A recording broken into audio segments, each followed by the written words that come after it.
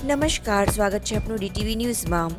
દાહોદ શહેરમાં તસ્કરોએ વધુ એક બંધ મકાનને નિશાન બનાવી 6 લાખ ઉપરાંતની ચોરી કરી ફરાર થઈ જતા રહીશોમાં ભયનો માહોલ। દાહોદ શહેરમાં ફરી એક વખત તસ્કરોએ માથું ઉચકતા શહેરીજનોમાં ભયનો માહોલ જોવા મળી રહ્યો છે।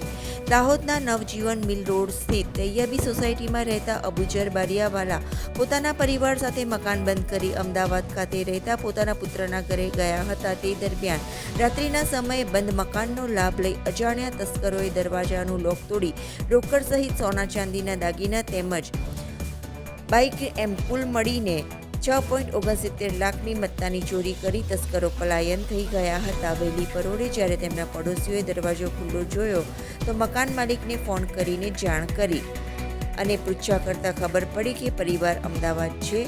જ્યારે મકાન માલિકે પડોશીને ઘરમાં તપાસ કરવાનું કહેતા દરવાજાનું લોક તૂટેલું હતું તેમજ ઘરમાં સામાન વેરવિખેર જોઈ ચોરી થયાનું જણાઈ આવ્યું હતું, જેને પગલે મકાન માલિકે સ્થાનિક કાઉન્સિલર કાઈત ચુનાવાલાને ફોનથી જાણ કરતા કાઈત ચુનાવાલાએ પોલીસને જાણ કરી સ્થળ ઉપર પહોંચ્યા હતા। પોલીસ ઘટના સ્થળે પહોંચી બનાવનું નિરીક્ષણ કરી મકાન માલિક અમદાવાદથી આવી ગયા બાદ કેટલી ચોરી થઈ તેની તપાસ કરતા સોનાની બંગડીઓ, સોનાનું પેન્ડલ, વીટીઓ અને રોકડા 50,000 તેમજ મોટરસાઇકલ એમ મળી કુલ 6.69 લાખની મત્તાની ચોરી થઈ હોવાનું સામે આવ્યું હતું। પોલીસે ફરિયાદ દાખલ કરી તસ્કરોનું પગેરું મેળવવા માટેની આગળની તપાસ હાથ ધરી હતી।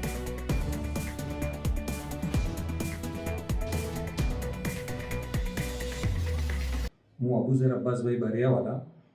અમે રવિવારે મોર્નિંગમાં અહીંયાથી અમદાવાદ કુતબુદ્દીન શહીદ મોલાની ઝિયારત માટે ગયેલા અને નાઇટ રોકાવાના સબબ એક નાઇટનો હોલ્ડ કરવા સબબ નાઇટમાં અમારા ઘરમાં આ પ્રમાણે બધું જ વેરવિખેર કરીને ચોરીની એ તમારે હાદસો બન્યો છે।